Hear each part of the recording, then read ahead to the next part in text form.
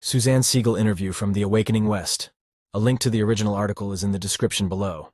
It is read using text-to-speech software. Suzanne referred to the body-mind as circuitry that has been created so that the vastness can experience the ecstasy of itself in a way it could not without it. Suzanne exuded this ecstasy with a childlike delight and wonder, full of exclamations such as, "It's so awesome!" The circuitry called Suzanne Segal shined radiant with the love and beauty of the vastness we all are. As she could only see others as that and nothing else, this vastness was often brought foreground in the awareness of those who were fortunate enough to be in her presence. We are two of those fortunate few who were able to be with Suzanne during the 6 months of her life that she was such a powerful expression of this vastness. She was like a blazing comet that shone so brightly for this short period of time, then was gone. This interview was done in 1996, and Suzanne left her body on April 1, 1997, April Fool's Day. It was important to her that the messages her powerful life experience was meant to convey become known. She told her story in her book, Collision with the Infinite, and we are happy to share her message further here. Suzanne referred to herself as a describer rather than a teacher, and related to others as her buddies. Calling us her buddies in the vastness, she emphasized that we are all in this together as co-describers of the incredible miracle of life and its unfolding awakening. Suzanne offered no teaching, no practice, only descriptions of her remarkable seeing of the truth of what is. Suzanne's life is an example of how an awakening can occur spontaneously, and without even understanding what had happened for as long as 10 years. She often told us that she wanted her experience to give the Western world an important message that the mind can have an extremely strong reaction to that which it cannot understand, and that those reactions, such as fear, do not mean for an instant that we are not the vastness. She wanted her life to convey that everything is here in this vastness, nothing is excluded, and that everything is as it is. We will always fondly remember the blissful walks on the beach we had with Suzanne, and weekly group meetings where she shared her experience. Lynn Marie shared several paragraphs of this introduction at her memorial, which took place at Stinson Beach, north of San Francisco, where her ashes were returned to the ocean she loved so much.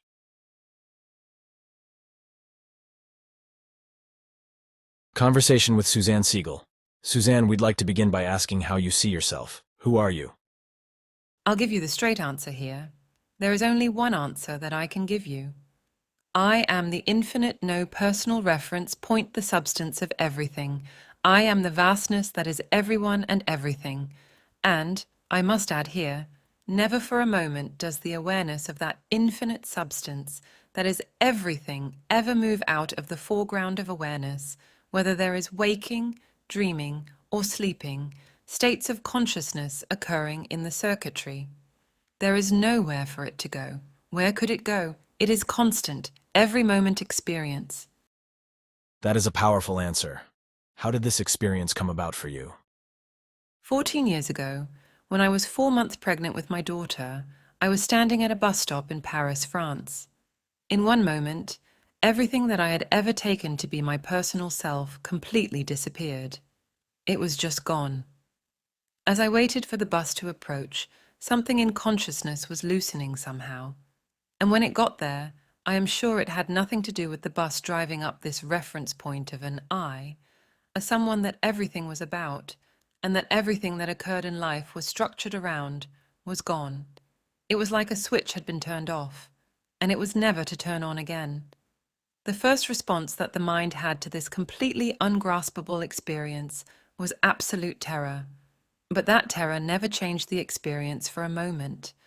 In other words, that terror never got the reference point back again. There was no personal self, but nothing stopped. The functions continued to function just as before. In fact, better than before. Speaking was still speaking, and walking was still walking. I even went to graduate school and got a PhD. I experienced this fear for 10 years. During this time, I consulted a lot of psychotherapists because it seemed like something I needed to be cured of. Every single one of these therapists considered this to be a problem, and they all had a diagnosis for it. They couldn't quite understand how it could be that there was such great functioning occurring, but they took the fact that there was a lot of fear to be a sign that this was a problem. Towards the end of the 10 years, there was a clear awareness that this was not something that was going to go away. It was time to start investigating other possible descriptions of what this was. It was time to investigate it with people who maybe knew more about it than Western psychotherapists. I started reading spiritual books, and I came across a description of something that was exactly what I had been experiencing. It was an interview with John Klein, an Advaita teacher, and he was saying that there is no personal I, that it doesn't exist. He was saying that there is nothing wrong with this. It is the naturally occurring human state. I also found a Zen teacher up in Northern California who told me that I was seeing with the eyes of the ancients. His assurances that the fear reaction was just a season and that spring would come were very helpful. In talking to him, it became very clear that everything is there too. I saw that the presence of fear meant only one thing. It meant that fear was present, and that was it. Shortly after realizing this, I had the experience while driving that I was driving through myself to get to some place that I already was, because, in fact, I was everywhere. I wasn't going any place because I was already everywhere. There was a shift from no personal self, no me, to seeing that this experience of no personal self was actually the substance of everything. That is when the springtime began, with the quality of joyfulness to it. What I can describe about what is being experienced currently is residing in the infinite within which the infinite resides. There is no end point in all this. We are talking about the vastness. It is very large. It continues to show itself and show itself. Initially, you thought something was wrong, and now you have discovered that what you are experiencing could be called enlightenment or awakening. Is this how you see it now? I have tended not to call this enlightenment and to call it only the naturally occurring human state, because this is who everyone is. The most obvious thing to this view of the vastness is that it is who everyone is, and so to call it something like enlightenment or awakening, well, maybe. The infinite does become something that is forefront in the awareness, so I guess you could call it a waking up to that. But it is not like you become something else once you see that. It is who you are. It is always who you have been. So it is the seeing of what you have always been. Could you say then that awakening is a shift from not seeing who we have always been, to recognizing that? Okay, but that recognition doesn't change who you really are, ever. You have always been that. And yes, there is a way that the vastness itself can perceive itself so directly, without any fogging or shading or taking anything else to be who you are. I guess you could call it a waking up, but what seems most important to convey is that this is who everyone is all the time, whether the direct awareness of it is there or not. Do you have any suggestions or recommendations for others who are experiencing the desire for this recognition? What can one do in order to have this experience? These doing questions are the ones that I've wanted to address the most, particularly in this Western culture, which is so strongly based on doing in order to accomplish something. From the point of view of the vastness, doing something is slightly absurd. First of all, who would be doing the doing? And secondly, that which is doing has always been doing and will spontaneously continue to do.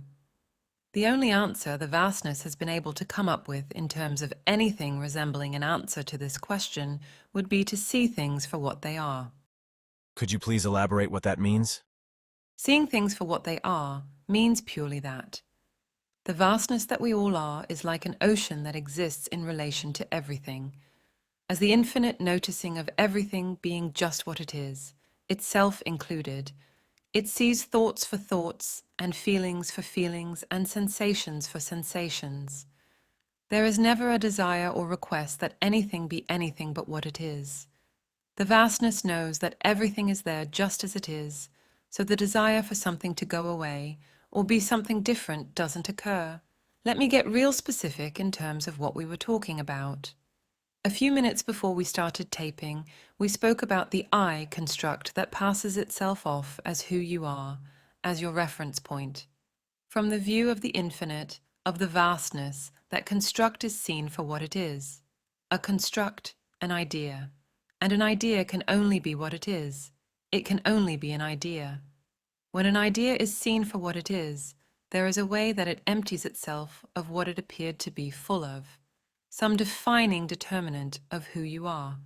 And when the perception is emptied and seen as what it is, just a concept, a construct, an idea, it ceases to act as any sort of compelling screening of this infinite presence which you actually are.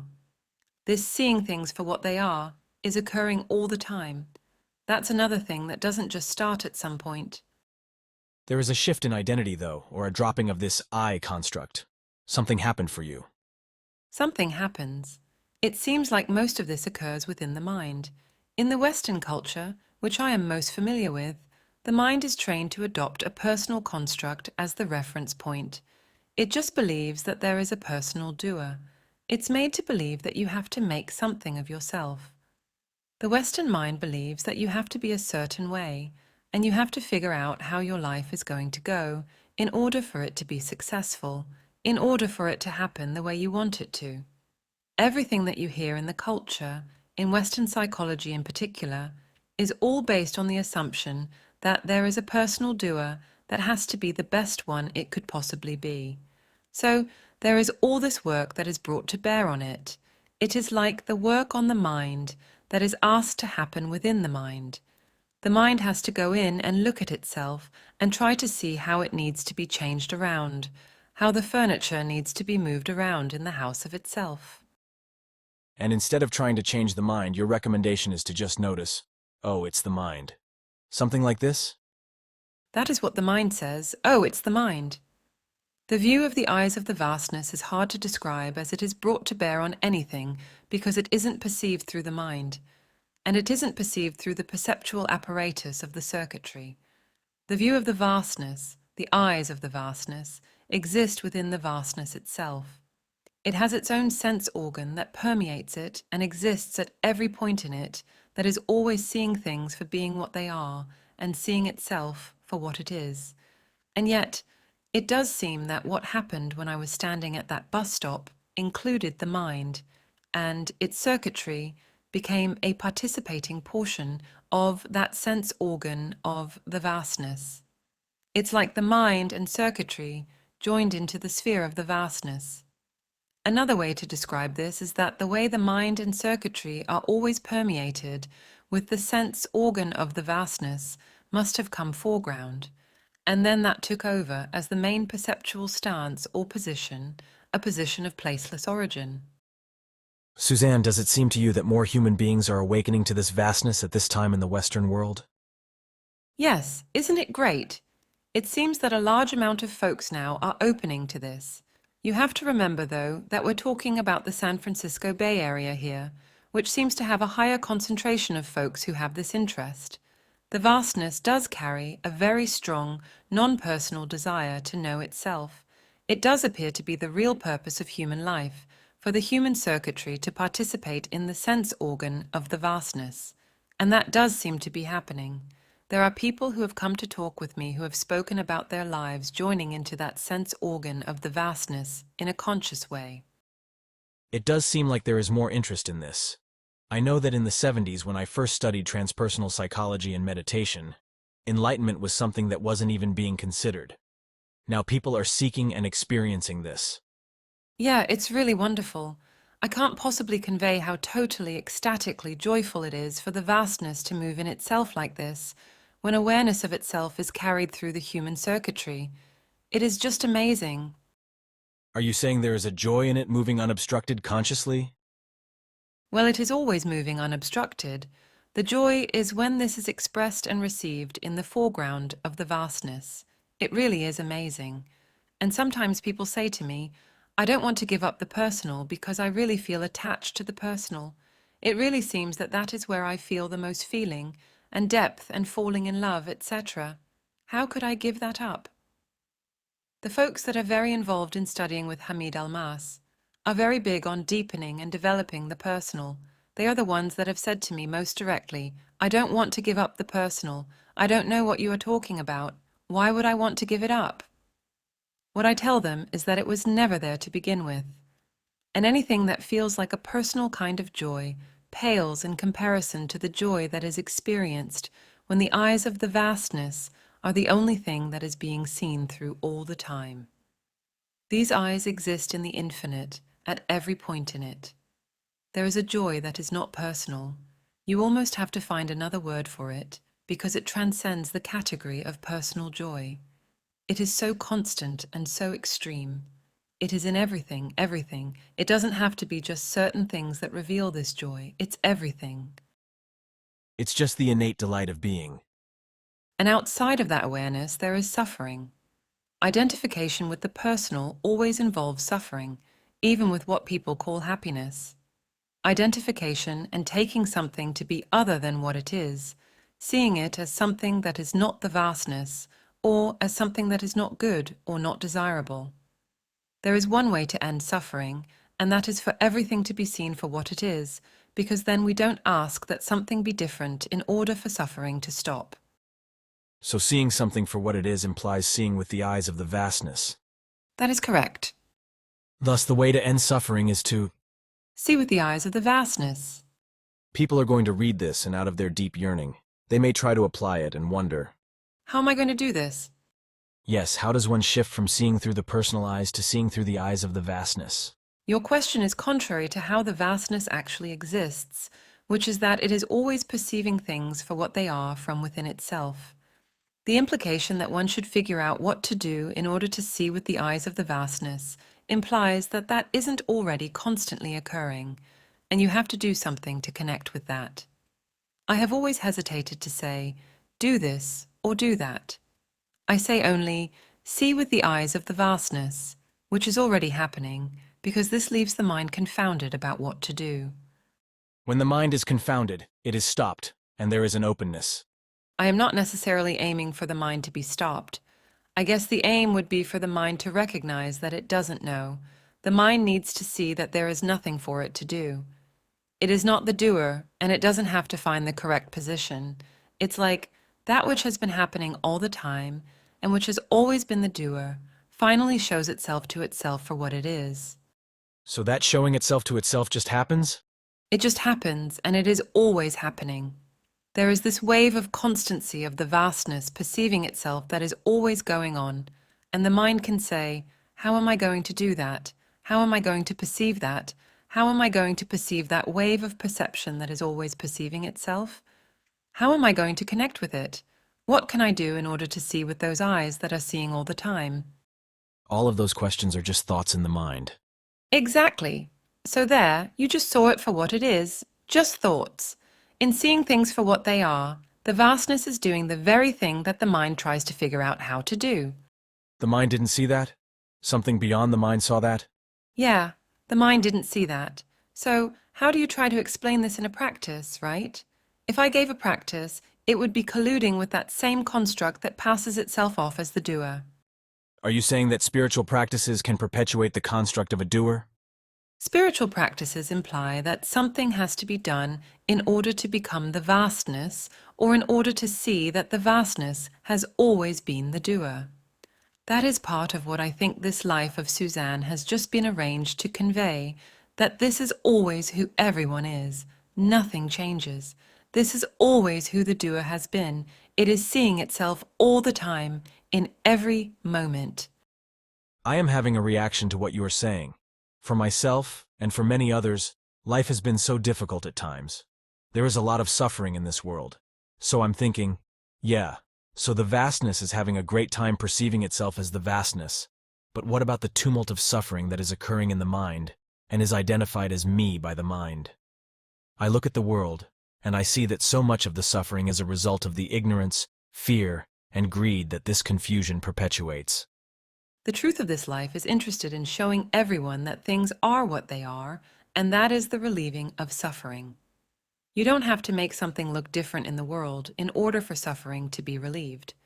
It is that which everyone is, seeing everything for what it is, that makes it impossible for anything to be seen as suffering. It is simply and completely what it is. It is going on all the time. It's as if I get it and I don't get it. Maybe it is just the mind reacting in the face of something it can't understand. As you have heard me say many times, the mind has a very strong reaction to this which it can't grasp, and which is basically structured in a mystery that is so completely confounding. Yes, the mind exists within the vastness, so how could the mind comprehend it? This I understand. There is that understanding. All I can do is surrender and see that here I am actually knowing nothing. This culture is really not hot on knowing nothing. It wants everybody to know as much as possible. The highest accomplishment in this culture is knowing, I know this, I know that. You get tested on all of it too. I want to comment on what you said about both knowing and not knowing simultaneously. You know that you don't know, and you know that the vastness is experiencing itself. These two experiences are going on simultaneously, seeing the construct of the I, the personal reference point, and seeing that it is empty of what it was taken to be full of. Simultaneity is very much the experience of the vastness perceiving itself, by the way, because that is what is always occurring. There is the arising of appearances, which actually do appear, and there is also the recognition that there is nothing really there. The emptiness I am is what they are made of. Exactly. That's it. That is a description of it. You come to know that this apparent duality doesn't exist, but there is also the simultaneity of diverse things appearing which are all made of the same substance. This does not imply duality. Everything is there too. Suzanne, we'd like to address one of the main fears people have about awakening to the vastness they are, which is that they will not be able to function well in the world. Oh, I know. That is the main fear. That was the main fear that I had for 10 years. How am I going to get anything done when there is no one here to do it? If there is no one here to do, how is anything going to get accomplished? Then it became so clear that that which had always been doing had always been taking care of everything. So nothing really changed. Laughter. There is the appearance of, oh, this is the next thing to do, and the next thing to do, and it is not like somebody has to be brought to bear to accomplish any doing or any decision. There is never anything that looks like weighing pros and cons or figuring out the best way to go, because this all comes out of that which tries to imagine or construct how things should be. The real doer is so unimaginable, so completely mysterious. Everything that has been calculated as the next thing to happen is calculated in that mystery. If it waited for the mind to figure out what the next thing to do was, then, well, I don't think we would have what is naturally occurring as the planet and its seasons. If everything waited for the mind, do you think that we would have all these trees and sky and planets and stars and human bodies? It would really be a bummer if it waited for the mind to imagine it in order for it to be there. So, doing and accomplishing continues as before, and as a matter of fact is even more fully accomplished, even more fully doing. There is not ever a screen or a question of how things are going to happen. They just happen. From the perspective of no personal I, how do you experience relationship with others? Relationship with others, of course, we have to talk about that, right? Everything that arises, arises for a completely non-personal purpose. So, relationship is no longer something that we can call personal. I don't ever experience myself relating to another, and what I'm always relating to is the vastness that everybody is. It is just obvious for me that everyone is that vastness. It is relating to itself. Now, there happen to be different flavors of relationship with different people. I just have to say that it is calculated in the mystery to be whatever is necessary to serve that non-personal desire of the vastness to know itself. Is it true that relationships are always serving that non-personal desire of the vastness to know itself? Yes, just as it is true that there has never been a personal doer, that has always been true. Well, this issue of a personal doer leads into the next question.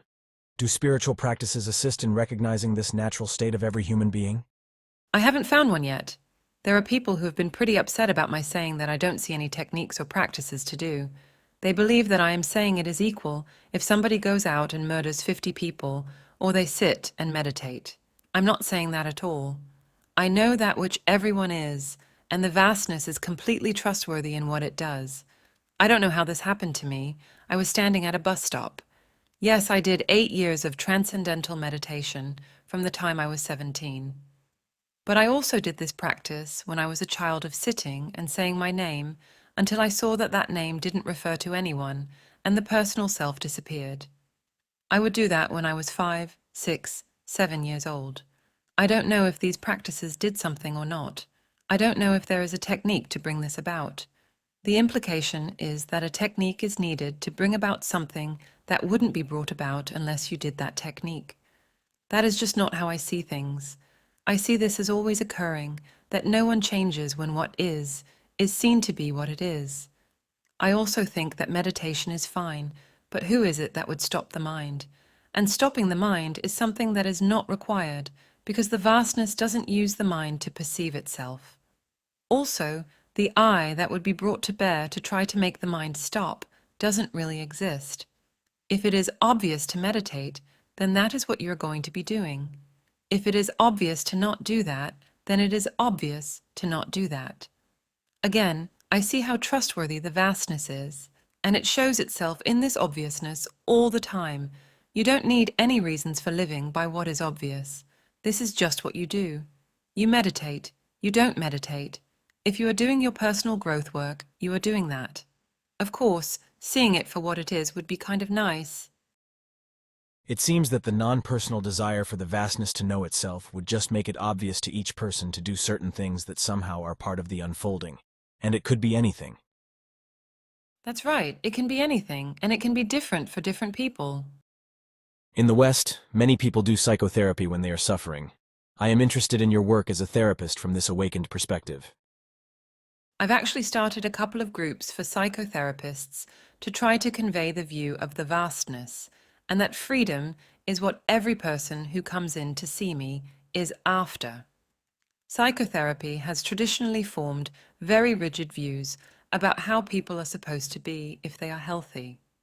People have been pathologized because certain things happen to arise, and the smallness of the acceptable range is so unhelpful that many people end up feeling worse about themselves after engaging in therapy than they did before they started. Therapy in the traditional sense is structured around an idea of an I that has to be presented in the best possible way.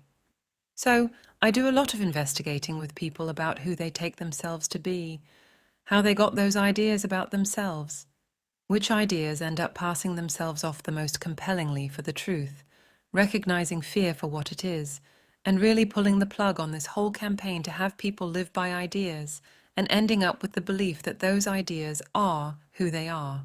What's naturally occurring is helping people to see these ideas that have made up their identity for what they are, ideas.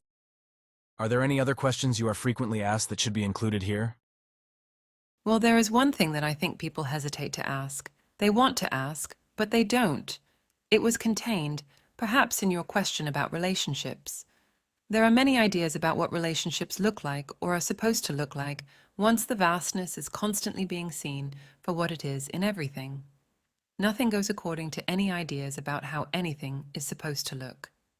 There are many spiritual systems and traditions that say you should only live like this, you should only eat these things, you should dress like this, you should be celibate, you should this and this and this.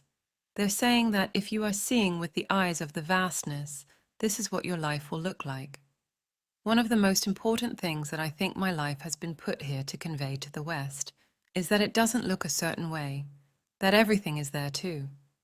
Most of the spiritual traditions say, if there is fear there, then she doesn't have it, or this is not the vastness, because fear is there. The presence of the fear never for a minute brought back a personal reference point. It never for a minute obstructed the view of the vastness for itself. What a statement that is making. That seems to be what this life is meant to convey, that everything is there too, and it is what it is. This means that looking for life to be a certain way comes completely out of the mind and its ideas of how things are supposed to be. That 10 years of fear that I went through actually was the most important time for what this life is trying to convey to people in the West. Because the fear didn't change the recognition that there was no personal reference point. That's right. From that bus stop time onward, it was clear that there had never been a personal reference point, absolutely no personal reference point at any moment. Could you say that you were believing the fear and not seeing it for what it was? Yeah, okay. And that was the training in seeing the sphere of the mind and how things are taken for something else within the mind. It still didn't create a reference point. When I say, everything is there too, I mean everything is there too. Mind is there doing its interpretations, doing its fear about what something means, and trying to understand what it all is. So you're saying that all of that was there, but still there was no me, no reference point. No reference point. And there were so many years of that. Who knows what would have happened if there had been more years without somebody saying, "Yes, I know what this experience is." A big part of that change of season came from mind, realizing that it couldn't grasp what was occurring, it was too mysterious. The mind just went to the end of its road where there was nowhere else for it to go. Yes, and the mind couldn't actually gather any evidence for the fear being justified. Functioning was going on just fine, everything was happening, it was all unfolding. One thing would happen, then the next thing would happen, then the next thing. The mind wasn't required to make decisions about how things were going to be. So the mind wasn't needed for what it previously thought it was necessary for. It was seen to not be the central doer. Yes, I think that is the most important thing that this life is conveying. There has never been a personal doer. The seeing that there is no personal doer is not when it starts that there is no personal doer. This gets into something that I actually want to convey. This is the kind of thing you want to mention, that seeing everything is being done by a non-personal doer is not the same as nothing being done. The obvious will still always be showing itself. It is really ultimately unavoidable to live by the obvious because it is always showing itself. I think we are complete. This has been wonderful. It was nice. It was fun being with you. That's another one of those things that this life is to convey. This is fun. It's not all serious, and it doesn't have to be a certain way. That is just not so. I'll say it again and again. Everything is there too. It always has been. You cannot say that because something is arising. It means that the vastness isn't vast, or it means that it is not made of the vastness.